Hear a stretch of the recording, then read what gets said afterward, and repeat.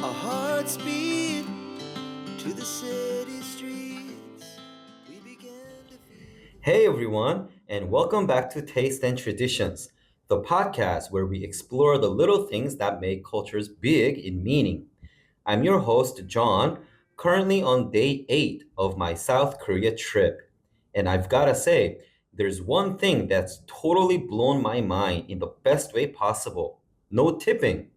You know what? I had the exact same reaction during my first visit years ago. I remember finishing a fantastic meal and pulling out a tip, and the server actually looked offended. Yes, that moment of trying to do something nice and suddenly you realize, oh no, this is not a thing here.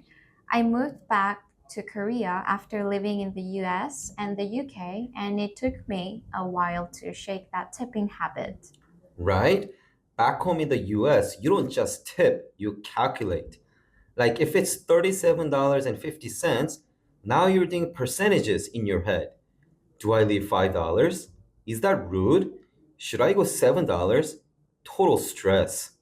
It's a performance, especially when you're with people. You don't want to look stingy, but you also don't want to overdo it.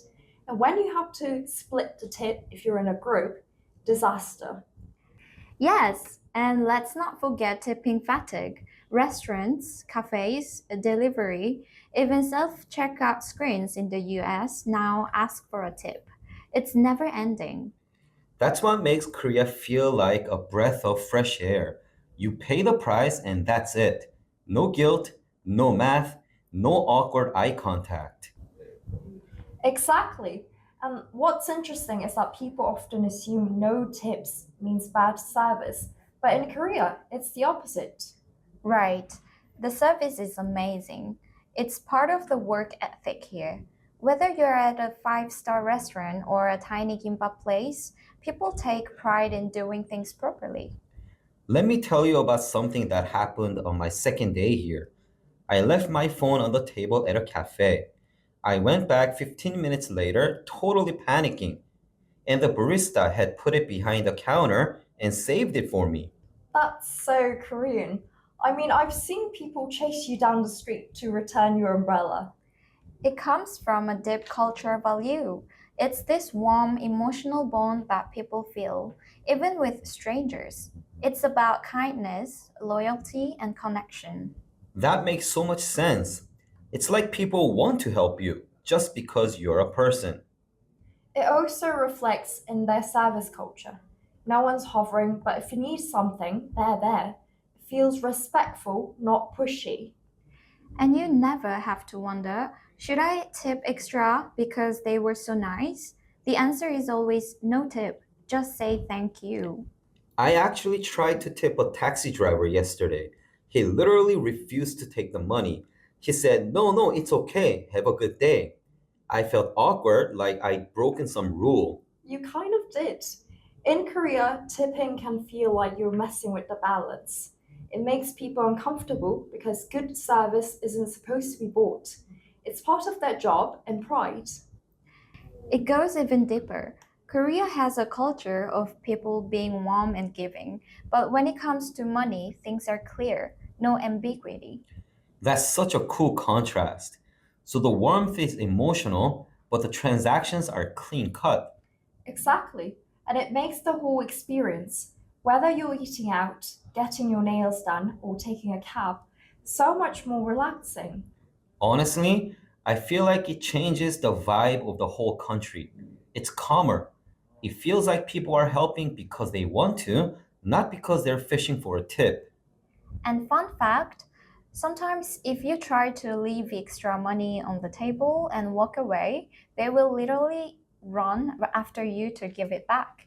Yes, or say, you forgot your change. And you're like, no, that was your tip. And they'll say, but you paid too much. So, what's the best way to show appreciation in Korea then?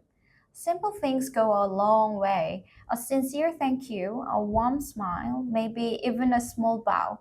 And if you're a regular at a place, being polite and friendly builds rapport. Or write a good review online. A lot of small businesses really appreciate that. That's such a great advice. So, last question.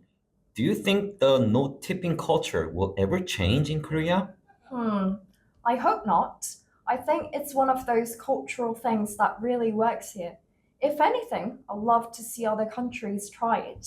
Same. It's not just about money, it reflects values like dignity, pride in your work, and mutual respect. Well, I'm officially a fan. I'll take great service with no pressure any day. Korea wins again. Just promise us you won't try tipping anyone else before you leave. Deal. Lesson learned. No tip, just heart.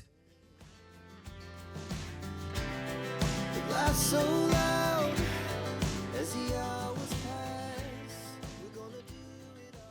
And that's a wrap up on today's episode of Taste and Traditions. Whether you're planning a trip to Korea or just curious about cultural quirks, remember, sometimes less really is more.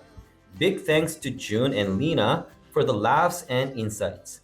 Don't forget to subscribe and let us know what's your take on tipping. We'll catch you next time.